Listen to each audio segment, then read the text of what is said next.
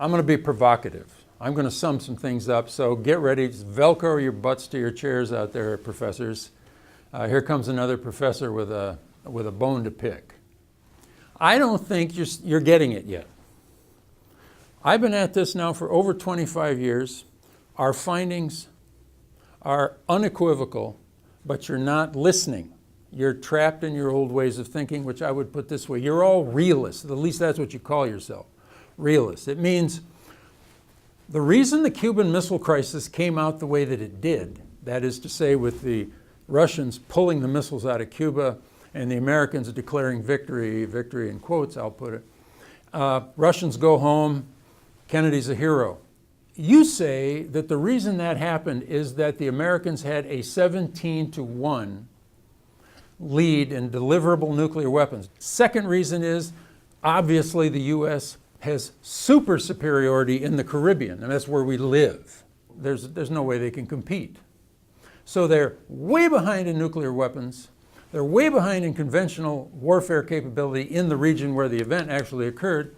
Game over, end of conversation, end of story, Russians go home. Stupid Russians, they shouldn't have tried it. Now, a corollary of this is that it wasn't all that dangerous anyway.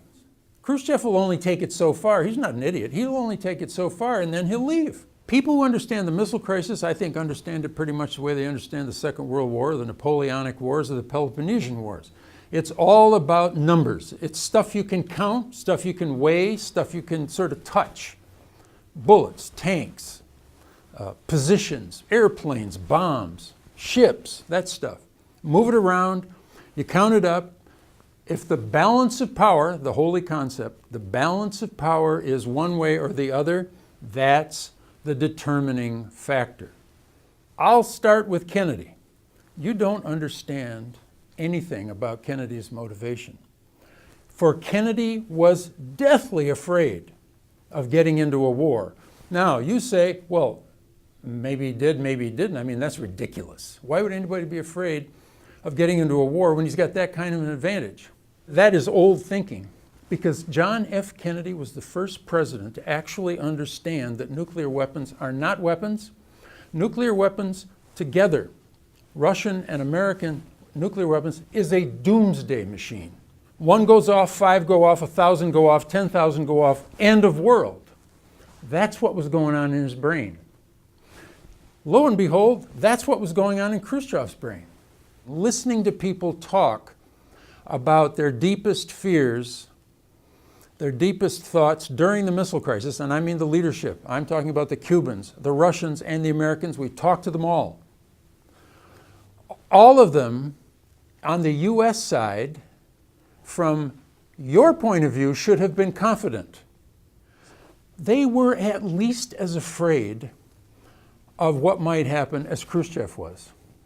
And in fact, it's only because of that that we began looking elsewhere in our research paradigm. Instead of looking outside at numbers, at 17-1 and conventional deployments, we looked in. We needed a new way to think about this. What were you feeling? What were you afraid of?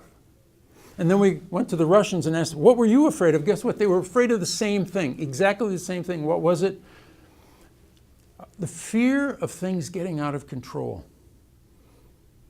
The fear of things getting out of control, and somewhere, somehow, the fuse will be lit and we won't be able to put it out. And with that degree of power, of nuclear power, the whole world would blow up.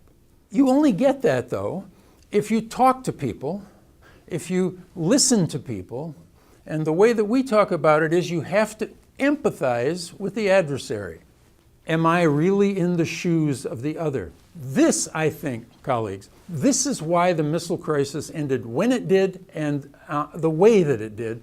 Kennedy and Khrushchev at the last minute looked in the mirror and they saw each other. You feel like I do, right? Yes. The correspondence back and forth was, it's going to get out of control. Let's stop it right now. Now, the fly in the ointment here is Fidel Castro in Cuba, because Kennedy thinks Khrushchev's got him under control, and Khrushchev thinks he's got Fidel under control, but he didn't. And Fidel was a loose cannon. There are reasons for that, but the point is, they almost got into each other's shoes a wee bit late. 24 hours, they may have had 48 hours to go. Of course, troops matter and warheads matter and numbers matter. Of course they do. But in a crisis, what really matters is, do I think I understand the story that the other guy is telling himself? What is that story? And is that related to the story I'm telling myself? Now put that in your old yellow notes and use that at the top of your next lecture on the Cuban Missile Crisis. And good luck.